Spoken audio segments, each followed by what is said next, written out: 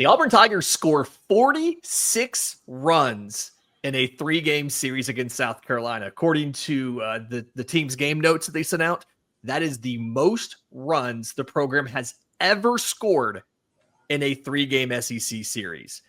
Sonny, what is the biggest blowout you've ever been a part of? And does it equal 24-2? A little bit worse. My second season in pro ball, I think we lost to the Lookouts 31-3. Yeah. Wow. I mean, this is the most impressive thing I've ever seen in my life. It just, everybody got hits. Everything fell. It's not fun to be a part of. But now games can't seem to get that much out of hand because of the 7-inning rule for college. So thankfully, that game took forever. So the 24-2 is pretty dang good too. That is, yeah. I mean, that's not bad. Welcome to the Bar Baseball Show, folks. Lindsay Crosby's headed to the share of Brad Law. Brad, how much fun was that from the broadcast booth, watching Auburn just obliterate South Carolina over 2 days? Yeah, it was good to see, man. Early offense just does so much for this Auburn team, and whether it's Alabama, LSU, Tennessee, South Carolina, when they get early offense, they're off and rolling. And, man, they got blood in the water, and they went after it. It was a frenzy. It was kind of the perfect storm. Like, Auburn is rounding into the form that it needs to in May, as it often does under Butch Thompson. And South Carolina is in need of something. And those two things came together this weekend. And Auburn did not have any mercy, really. They took advantage of it every time. Yeah. I want to shout out Eric Guevara. Back up.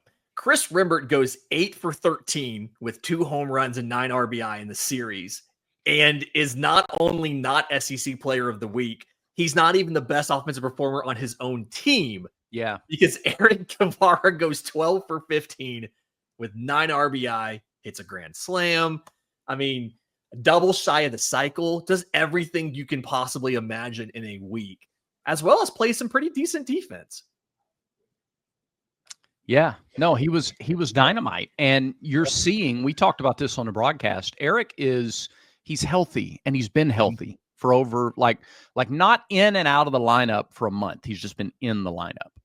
And man, you see what a difference it makes. Mm-hmm. He even stole a base or 2 over the weekend. So now you're seeing the speed, you've seen the defense, you're seeing the hitting. Yeah, this is what they saw in him. And this is the kind of special, physical specimen that he is, that allowed him to come back from an ACL injury in 6 months last year. So this is a special guy. Some context to how special he is. Eric Guevara is the first Auburn player to have 3 or more 4-hit games in one SEC season since Gabe Gross in 2000. Yeah. And he did it in a 3-game series. Yeah, it wasn't just a season. It was 1 weekend, 2 days. It's a season's worth of 4-hit games in a weekend, in 48 hours. I mean, you don't. Some guys can go a whole season without having 4 hits in a game. That's really hard to do. But 3 games in a weekend is. I mean, there's a little luck in there, but to even hit the ball that many times in a game is crazy. Sonny, what's the most dominant single series I think you've seen, college or pro? Well, I guess college maybe, because that's the 3 games still. Mm-hmm. Was it you? Honestly, I don't even remember. The hard thing is remembering the college games, but in pro ball, Reese Hines had a week against us where he hit 7 home runs. Oh my gosh! In 6 games. I remember that now. So, I mean, because that just took over everything. I mean, that was ridiculous. And then we just played a kid this past week who had 14 hits. So, but that's 6. It's over 6 games, so it's not as cool as 12 hits over 3. Yeah. Like Eric. No, Eric's definitely that's probably the most dominant I've ever seen. What Eric did. I mean, what the whole team did. Seriously, I mean, him and Steele and Rimbert. It seemed like they were just hitting everything. Can I give you the OPS of Eric Guevara in this series? Oh, does it have a 3 in front? Yeah, it's a 2 in front. Yeah. 2.280. Oh, Yes, for one series. It's a small sample size. It's 15. It's 15 at that team plate appearances, but it's just. I mean, like, this is a level of I know we keep harping on this, but like this is a level of dominance that I really don't think I've ever seen from an Auburn squad in one weekend. Right? Like you've had games, but even the biggest win of the three to me was really game one of the doubleheader, where you don't get a great start from Sam Dutton. The rare off game for Sam Dutton. First one this year. Yeah. Yeah. 5 runs, 8 hits, over 4 innings. Still doesn't walk anybody. But did you have 4 walks? No. He had no walks and 4 strikeouts. Yeah. And okay, that's what it was. 4 strikeouts. Yeah, Cam Tilley had 4 walks on. Okay. Yeah. That's right. But still, you still come back and win that game because it's this kind of relentless offense that never really stops until the final out. And the way you win it, with a safety squeeze there at the end is just, I don't know. By who? Crazy. By who? By Eric Guevara. Yeah. So he didn't just hit 800 mashing doubles and home runs. He had a backside single with 2 strikes and 2 outs in the first game. Yeah. And then he had the game-winning safety squeeze bunt for a hit in game 1 of the doubleheader. Like, it's crazy. It's get you a man who can do everything. And like that is what you got from Eric Guevara, SEC Player of the Week, absolutely deserved.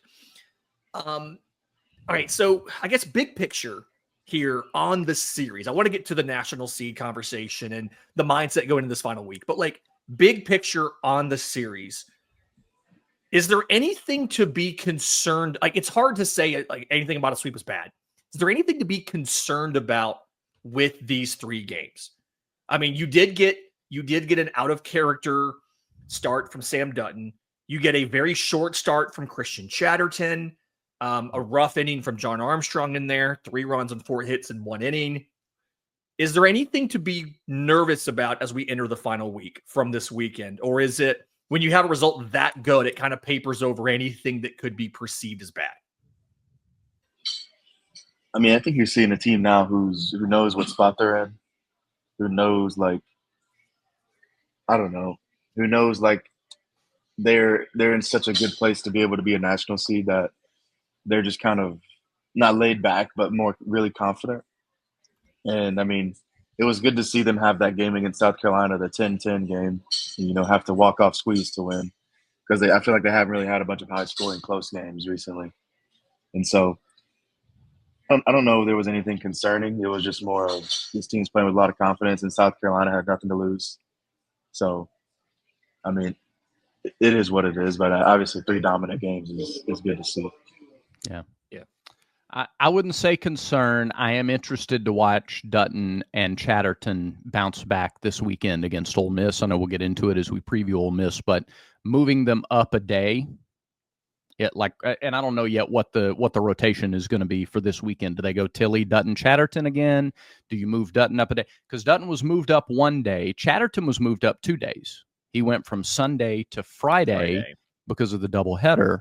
So it's like 3 starts in 10 days for Chatterton. So how does he bounce back with a full 6 days in between? Was it senior day? So Sam was out of rhythm, or it is the first time we've seen him not be the dominant force that he's been this year. So you don't want to see 2 in a row of those. I'm not concerned we will. Right. I'm just saying that's coming out of it. It's not a concern, but it's probably the thing you watch most closely this weekend. And to that point of out of character there for Sam, you had the best view of all of us for this series. Do you think it was anything specifically that he was doing wrong? Was it just some bad luck? Was it maybe he was pitching okay, but not as well as we're used to seeing? Yeah. Because again, it was out of character, but it didn't really look to me like he was egregiously doing anything wrong. Yeah. It was just he was slightly off. South Carolina had a good game plan, and it worked out for them. Yeah. No, it's not fair to judge Dutton by an impossible standard. Like you don't do that. Yeah. He was fine. he's just been so good all year long. Like if there's a light in the room that's so bright, you notice it when it's turned off or when it's dim is maybe a better comparison. And he's just been such a bright light that it was a little dimmer and didn't walk anybody still, like you said. When he got to 2 strikes, he still got ahead of guys, but when he got to 2 strikes, it was more hittable pitches than what we've seen him throw all year. Yeah. It felt like he maybe didn't have the usual level of control over it. And so he was trying to just make sure he could land it in the zone. And maybe it wasn't breaking as much as usual or located as well as usual. So yeah, I that's kind of what I was seeing. But I was like, let me just check with Brad. Brad had the best view of all of us to kind of see what happens there. All right. I'm not saying we're going to move on from South Carolina and kind of get to a bigger thing, but I do think the 3 wins over the weekend, it feels like have the possibility now of maybe changing the perspective of this final week and then the SEC tournament, right? Because I think we had all kind of said you need 4 wins in the last 2 series to lock up a national seed. You're back to number 1 strength of schedule. Take that, Texas Tech. Your RPI is like number 2 right now. I saw one place had you as the number 2 team in the country. You anywhere from 2 to 8 is kind of where they are right now. Do you think you need 2 wins in Oxford to be locked into a national seed? I've seen a lot of the projections are like number 6 overall seed, things like that. Do you still need 2 wins? Can you do 1 in Oxford and to get to that 4, or after the sweep, are the expectations now you need to win 2 in Oxford? I mean, I think it's 17 wins. You think it's a lock no matter what to have a top 8 seed. It should be. Yeah. Right. It should be. It's the SEC. You never know. But I mean, you got a bunch of people who think they know the game, but some might not know the game out there picking the teams. And you know how Auburn is always a bit on the back burner because what stings is what if they're 9? That changes the whole complexity of everything. Yeah. And is Ole Miss out of the rankings now? They're 22.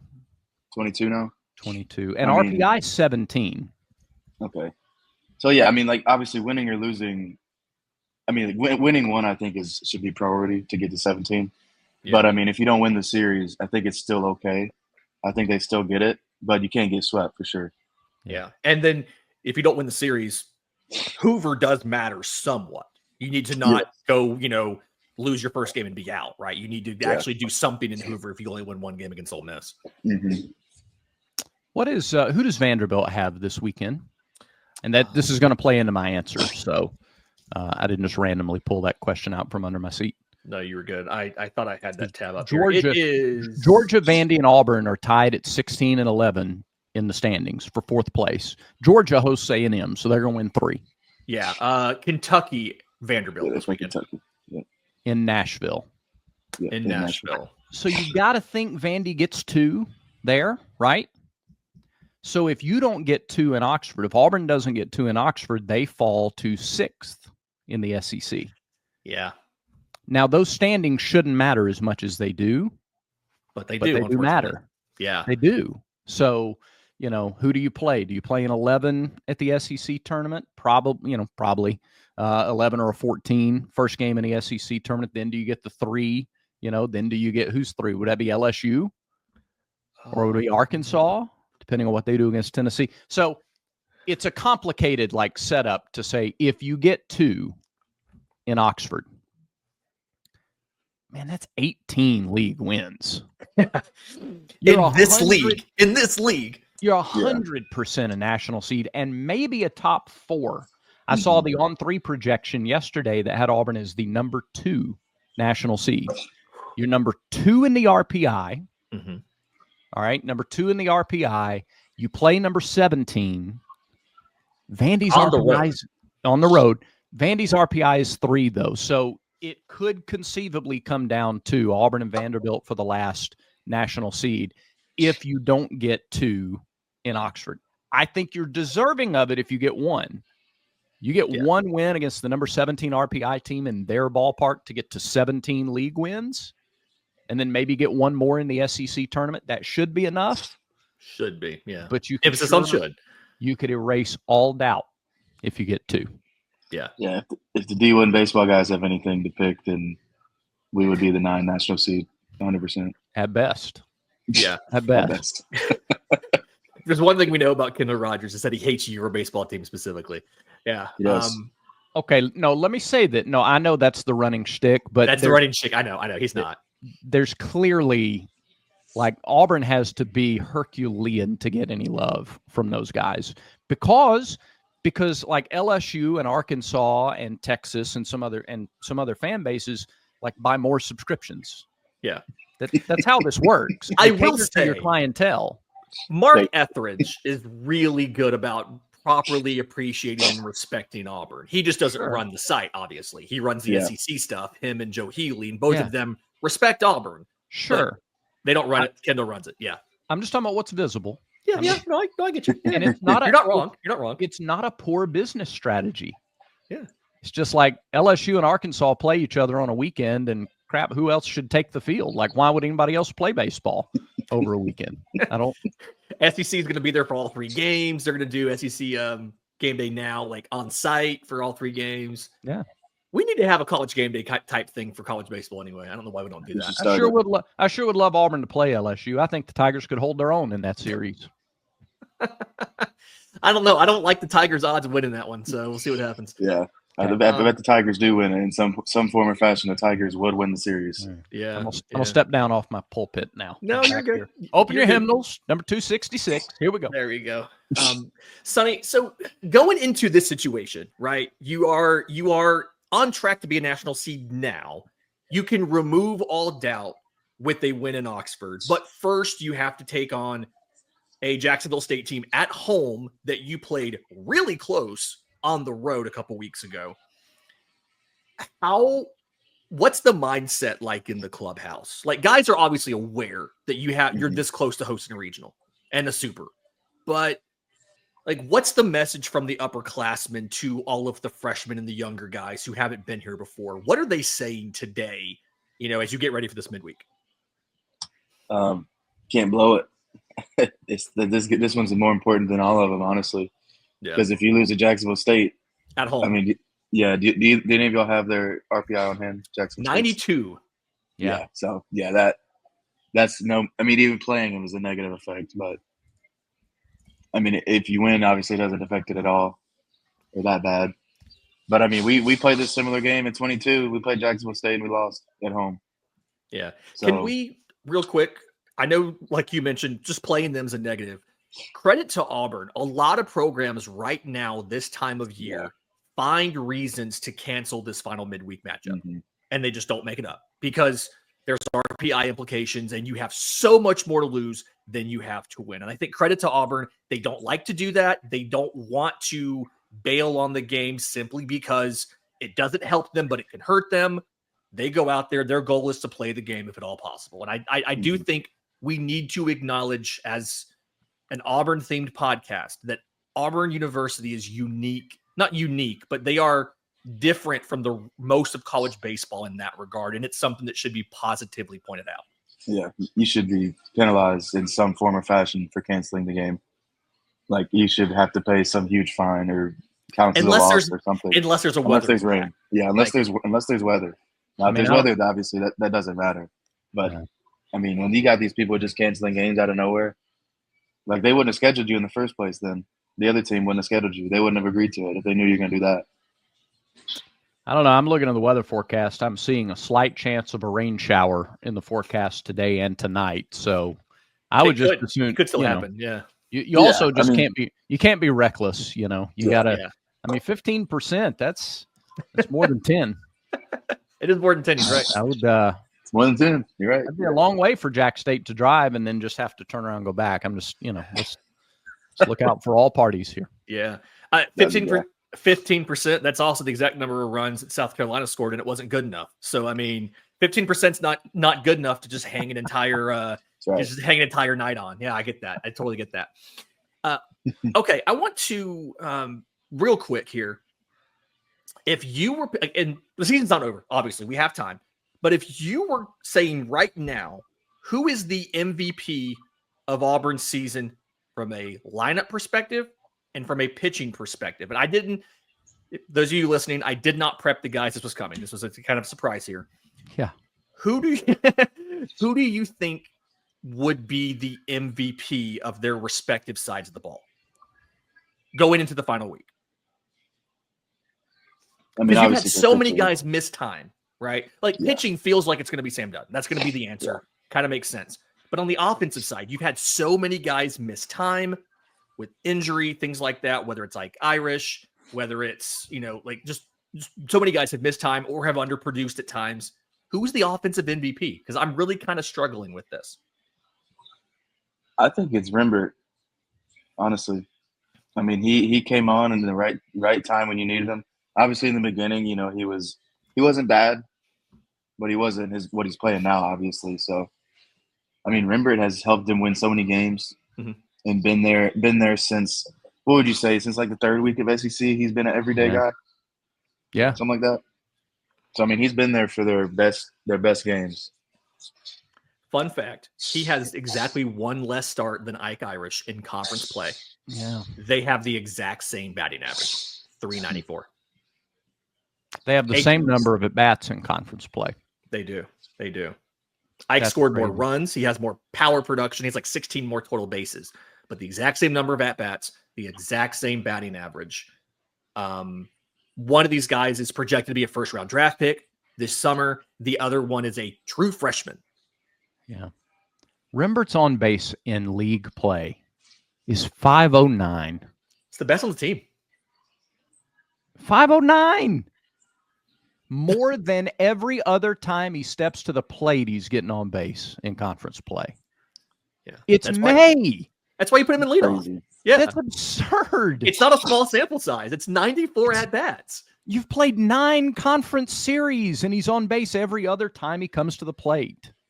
It's insane. I'm going to go with another freshman. I'm going Chase Fralick. Like, it's hard not to say Ike. Yeah. You're kind of the backbone of the team spirit-wise. It's hard not to say Rembert. But Chase Fralick has been behind the plate for all 16 of Auburn's wins in conference play. Yeah. And he's hitting 333, and he's tied for the team lead in doubles in league play.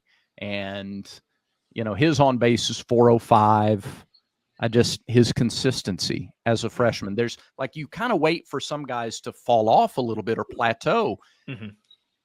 Hadn't happened with Chase. And at that important position where at Auburn pitchers and catchers call their own games, I think he's been a huge part of the success. That's another thing to point out. If I'm pointing out, giving credit to Auburn for not canceling their midweek, Auburn's one of the rare places where these games aren't called from the dugout. They tried that. They went back to having the pitchers and catchers call the pitches on the field themselves. Not everybody does this. It's not easy to do. So not only has Frederick adjusted to the college game in his true freshman year, he's behind the plate in every series, and he's calling every game. And they've even gotten to the point where on a doubleheader day, he's still your guy behind the plate. A lot of schools like to rotate the catchers in those situations, and we're not asking the same guy to catch 18 innings in a day. Chase Fralick's done it. He's handled the physical load. He's been able to perform.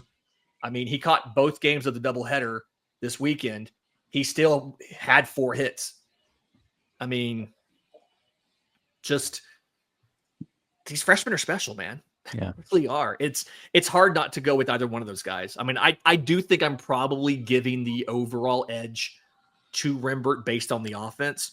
But knowing how much Butch Thompson values a good catcher that can play good defense, that can block, that can throw guys out in the base paths, you have to acknowledge it's probably 1A, 1B here. And the fact that it has allowed Ike to stay in right field. He hasn't had to catch. I mean, I know he doesn't mind. He has caught some, but and he came to Auburn as a catcher, and we kind of thought he'd be the everyday catcher. We talked about that early in the year, yeah. But after the injury, he came back and didn't have. Yeah. So I just think that's huge. Yeah, it's probably Yeah. something where he was able to make it back in the lineup a little bit earlier because he didn't need to be behind the plate. Mhm. He was able to just be out in right field. The physical wears less on you when you're recovering from an injury, and he's been able to use that arm to his advantage out in right field as well. Sonny, how hard is it for a guy to do something like that, to kind of have an expectation entering the year, this is going to be my usage, this is my role, and then to kind of have to shift like Ike did and be like, okay, like I've always been a catcher, but I'm going to be the starter in right field this year. When I come back from injury, I won't go behind the plate again because this other dude's playing so well. Like, is it a relief that somebody else can handle it? Or is it a bit of an adjustment to do the different physical conditioning things you need to do for that different job? Yeah. I mean, Frelick barely caught this fall. I mean, he was playing first because Coop was hurt for the fall. Yeah. And so, I mean, to have the thought that Frelick would have been the everyday catcher is crazy because he just wasn't doing it. Obviously, he's a good catcher, but I mean, but I did get a lot of work in the outfield this fall too. Mm-hmm. So, I mean, I think the plan going in was like we talked in the beginning, Ike would play a third of the season in the outfield. And so I don't know if the transition was as hard as what he was, expecting, but obviously playing outfield every day instead of catching is definitely better on your body. So, I mean, I'm sure he's not disliking it. He's not sad about it. Yeah. Yeah. Okay. Final thoughts on the weekend that was. We're going to get out of here in just a second. Final thoughts on how this weekend went and what Auburn has to do this week now. I mean, they just got to take care of business. I mean, you got to win at least two out of your four. Yeah. You got to win today. Period. That's a given. But I mean, if you take one, yeah. If you play, the 15% chance of rain is coming. But Ole Miss is a tough place to play. Mm-hmm. If you can scratch one out there, that's big time. But if you scratch two, you just solidified a national seed. I think, no doubt. And so I think their mindset should be, just get past today, win today, and then try to somehow get 2 out of 3. Like, no doubt. Yeah, they took care of business last weekend. They just took care of business. They were a better team. They took care of business. Do the same thing this week. Minimum of 2 wins, including Jack State, and like Sonny said, know that if you get 3, that's it. You're a national seed. That's what more do you want right there? Do what you're supposed to do. Do what you're capable of doing. Play within yourself. Yeah. Don't let your just in the same way they haven't let their losses define their identity. Don't let what happened last weekend define your identity. Just go do your thing. Play your game. And that's good enough. It really is. There we go. This has been the Barn Baseball Show for Tuesday, May 13th. We're back at the end of this week to preview this Ole Miss series. And again, what Auburn has to do on the road. For Sonny the Sheriff, for Brad Law, I'm Lindsay Crosby, and this has been the Barn Baseball Show.